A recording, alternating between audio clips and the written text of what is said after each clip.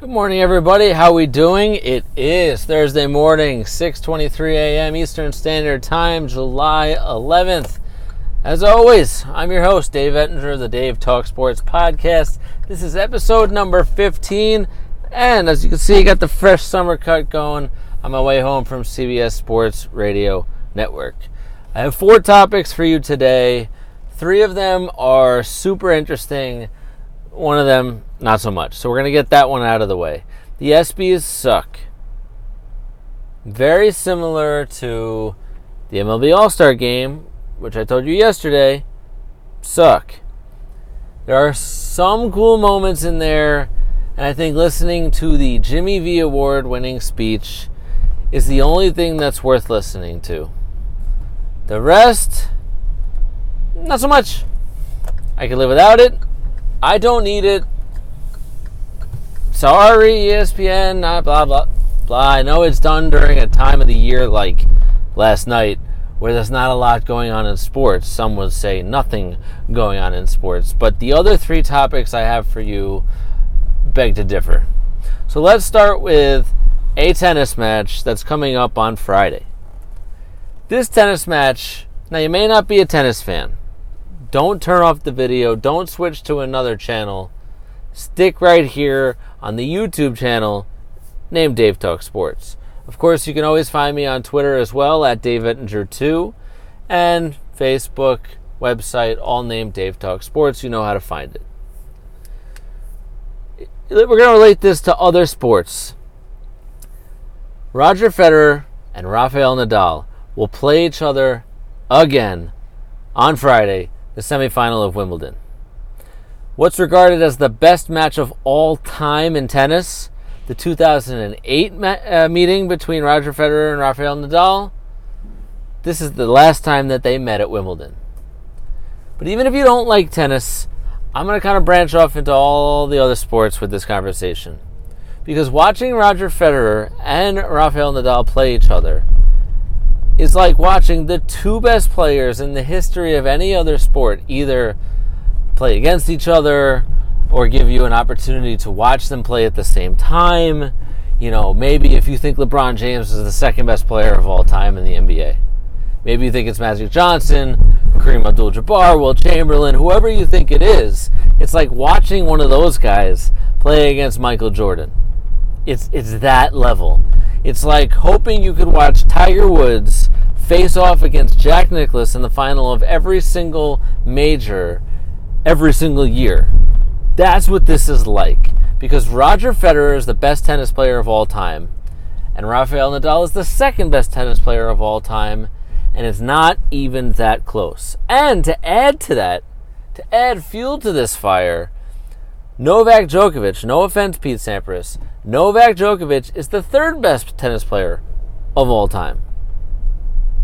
They're the most well-rounded players. This is not a recency bias. The most well-rounded on all the surfaces, the things that Federer has done at Wimbledon, winning 8 Wimbledons, the things that Nadal has done at the French Open and on clay is absurd. Only losing 2 matches. Oh, as someone almost gets run over by me on the way home, and then he looks at me like I did something wrong. Let me just go off on a tangent here for a second. If you cross the street with your back facing traffic and you don't look at all, I mean, it's one of the basic things I think your parents teach you, to look both ways before you cross the street. I get this guy, he's over here right now. There he goes, he's turning a corner, crossing another street without looking. Yeah, that should end well for you, pal. Good thing I'm paying attention, even though I'm talking to you guys. Anyway, I digress. Roger Federer, 20 Grand Slams. Nadal, 18 Grand Slams. The 2 best tennis players of all time. So that leads to my question for you guys. You can post your answers in the YouTube comment section right below this video, or you can come find me on Twitter, again, at Dave Ettinger 2. If you could watch the 2 best athletes from any sport ever, whether they played at the same time or not, maybe one wasn't even alive when the other one was playing, and you could just watch them play each other in whatever their sports were over and over and over and over again, who would it be? Would it be watching Babe Ruth somehow play against, Willie Mays or whoever you think the second best baseball player is of all time? Would it be Michael Jordan playing against LeBron James every single day? Tiger Woods and Jack Nicklaus? Would it be Tom Brady and either Peyton Manning or Joe Montana? I mean, you take your pick. You want to watch Jerry Rice run routes, against Deion Sanders every single day. I mean, you pick the two players, you pick the sport, and you tell me. Let's compare it to the NBA. I mean, these are not the two best players of all time, but they're pretty close. Larry Bird and Magic Johnson. These guys are connected at the hip when they played against each other in college, when they played against each other in the 80s and part of the 90s in the NBA. This is regarded as like the best era of basketball in the NBA that ever existed. I mean, the Showtime Lakers and the 80s Celtics. I mean, what was better than that? Facing off against each other almost every single year and regarded as two of the best players ever in the NBA. I mean, who doesn't want to watch that? So even if you don't love tennis or even like it at all, and you're not going to watch this match on Friday, you should be able to appreciate the history that it is. Now, with Federer's last victory at Wimbledon, became the only tennis player ever to win 100 matches at a given tournament. Now, assuming health with Nadal, he should do that next year at the French Open, but for now, it's Roger Federer winning 100 times at Wimbledon. Just absolute insanity. But again, even if you're not, the biggest tennis person in the world, you have to be able to appreciate the history, the greatness, because that's what this is. It's the two best players of all time facing off against each other again. And the question is, will it be the last time? We say this every time they play. All right, they played in the semis of the French Open last year. They've played in the last handful of years. They've played over and over and over again, and this is, I believe, the 40th meeting where Nadal, even though he's the second best player of all time, he is the kryptonite of Roger Federer. He's just owned him head-to-head, and even if you take out the clay court surface that Nadal is an absolute monster, an absolute beast on, he still has a better head-to-head against Roger Federer. Now, he's about 5 years younger, so that is a slight factor, but Nadal has just been the better head-to-head player when they've played each other. It's just a fact, it's just numbers. And the last point I'll make about these gentlemen, especially Roger Federer, is tennis has changed. The way we exercise, the way we diet, the way our fitness levels are, and especially for professional athletes, has changed tremendously. People can play until they're in their mid-30s, late 30s, until 40, 45 years old in some sports. What Roger Federer has done and is still doing as the third-ranked player in men's tennis right now, at 37 years old, and his 38th birthday is coming up in the next month. I believe it's August 8th. He's going to be 38 years old. Just 15 or 20 years ago, when you hit 30, you were old for tennis. Like, you were ancient. It's like what it used to be for running backs in the NFL. When you turned 27, 28, that used to be your downfall. Oh, he's 29, he's super old as a running back. And now you see Federer and Venus Williams and Serena Williams and even Nadal at 33 years old. What these guys continue to do at these advanced ages in these sports is insane. So will it be the last time they face off in the late stages of a Grand Slam? I certainly hope not, but it's a definite possibility. So the other topics that I have for you that are interesting are Kawhi Leonard and the contract that he's signed with his new team, the Clippers. Now, as you know, he just decided to go there. He recruited Paul George to come there in a trade as well. He forced his way out of Oklahoma City. Now, Paul George and Kawhi Leonard are both signing contracts of Paul George was a trade, so he already has a contract. So Kawhi Leonard is signing his contract to finish at the same time as Paul George, is what I meant to say. So they will become free agents at the end of the 2021 seasons. This way, they can make a decision again together. Now, Kawhi Leonard being just 27 years old, he'll be 30, which should still be in his prime, assuming health, and he'll be looking for a 4 or 5 year contract that he can reasonably get as long as he's still a top 5 player in the NBA, which he should be. Adding a championship to that would be great, all of the above.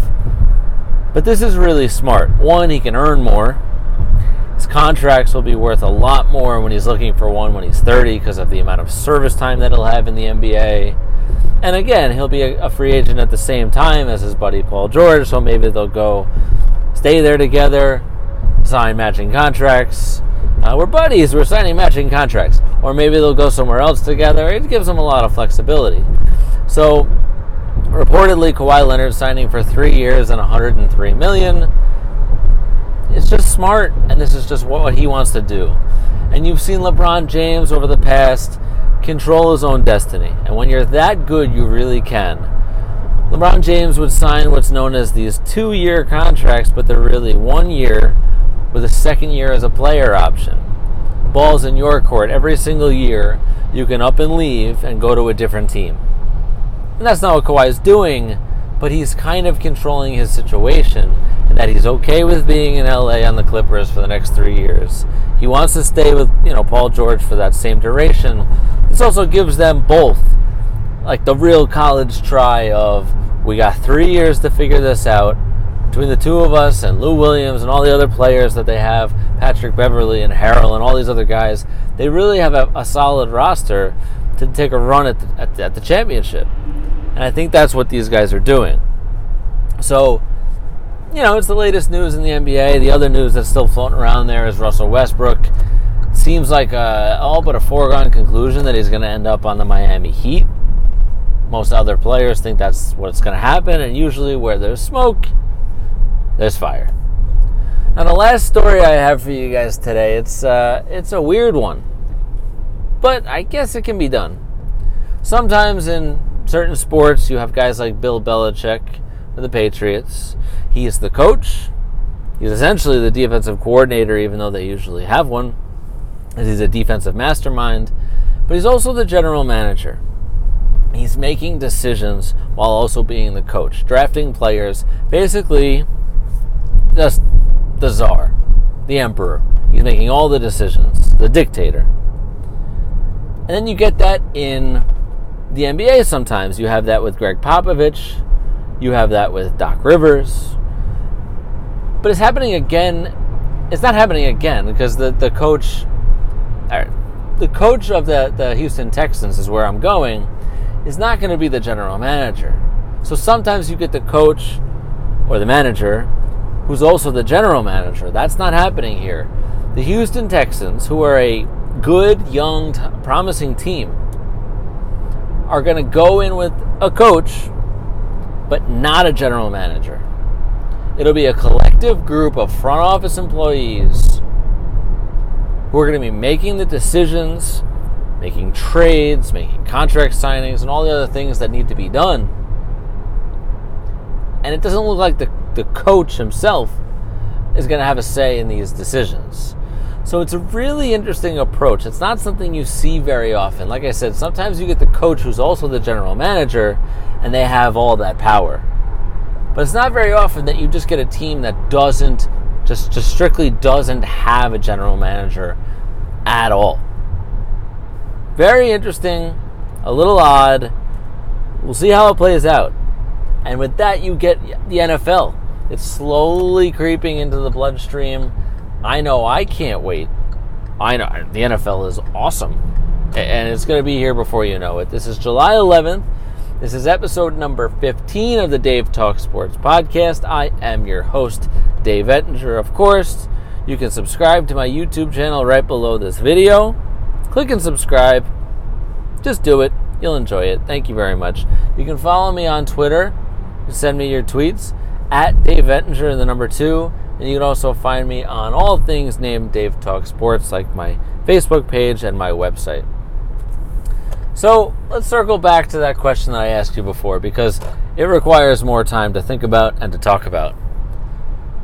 Rafael Nadal, Roger Federer. Again, when you get the two best players in a respective sport of all time, not just now currently, but of all time, how awesome would that be?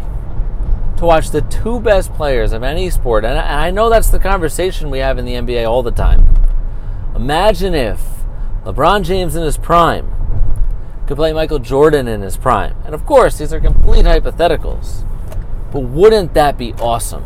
So the question again I pose to you is, who are the two people that you'd want to watch go up against each other? And it doesn't have to be individual sports like tennis, like we're talking about for Friday's match. It doesn't have to be golf, which is also an individual sport. But watching Tiger Woods and Jack Nicklaus go at it every single Sunday would be fantastic. And personally, I think that's my answer. I mean, yes, watching LeBron James and Michael Jordan would be awesome. Watching Kareem Abdul-Jabbar and Wilt Chamberlain go at it down low in the post every night on the hardwood would be awesome. But I want to watch Tiger Woods in his prime versus Jack Nicklaus in his prime go after each other, with the Tiger wearing red on Sunday, and Jack Nicklaus was just unbelievable. That would be awesome to me. So again, I posed that question to you. I'm actually going to post this question on Twitter separately and see what kind of response I get. And hopefully you guys will tune in on Friday and watch Federer and Nadal for the 40th time. And I'm a big Roger Federer fan, so I will be rooting for him. I personally don't think he's going to win this match, though. Just don't see it. So, until tomorrow, I'm your host, Dave Ettinger of CBS Sports Radio Network. Hope you've enjoyed episode number 15 of the Dave Talk Sports podcast, and I will see everybody tomorrow.